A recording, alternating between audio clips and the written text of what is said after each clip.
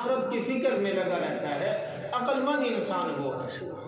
इसलिए मेरे भाई और दोस्तों, ज़रूरत इस बात की है कि ज़िंदगी के हर लम्हे के अंदर मौत को याद रखना चाहिए। नबी मेहरबान सल्लल्लाहु अलैहि वसल्लम ने सहाबा से पूछा कि आपको ज़िंदगी पर कितना यकीन है।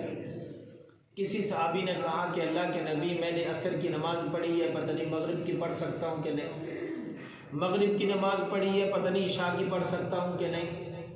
आप सल्लल्लाहु अलैहि वसल्लम ने फरमाया कि आपको तो इतना बहुत ज़्यादा यकीन है, मुझे तो इतना भी यकीन नहीं है कि जो सांस अंदर गई है वो बाहर भी आ सकती है कि नहीं। ठीक है ना। इसलिए आज हम अगर अपने आप पर गौर करें ना, तो पता ये चलता है कि हम तो मौत को वैसे ही बोल चुके हैं। हम इंसान को मरता हुआ भी देखते हैं। अस्पतालों के अंदर कई बार देखा है, हमारे रिश्तेदार हमारी आंखों के सामने फौत होते हैं।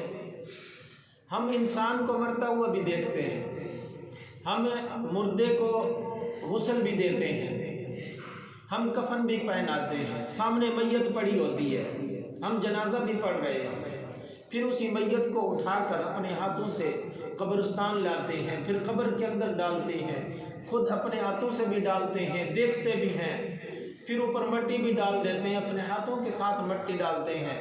लेकिन इसके बावजूद मौत फिर भी याद नहीं रहती। वो कैसे?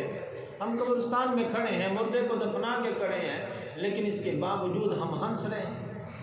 आप सल्लल्लाहु अलैहि वसल्लम ने फरमाया कि अगर किसी को मौत का पता चल जाए ना, तो वो कभी हंसे ही ना, यानी इतनी फिक्र में लग जाए कि मैंने मरना है, मैंने आखिरत की तैयारी करनी है। इसलिए मेरे भाई और दोस्तों, ज़रूरत इस बात की है कि मौत ने हर हाल में आना है, उसके लिए तैयारी करके रखें। अल्लाह से दुआ है, अल्लाह हम सबको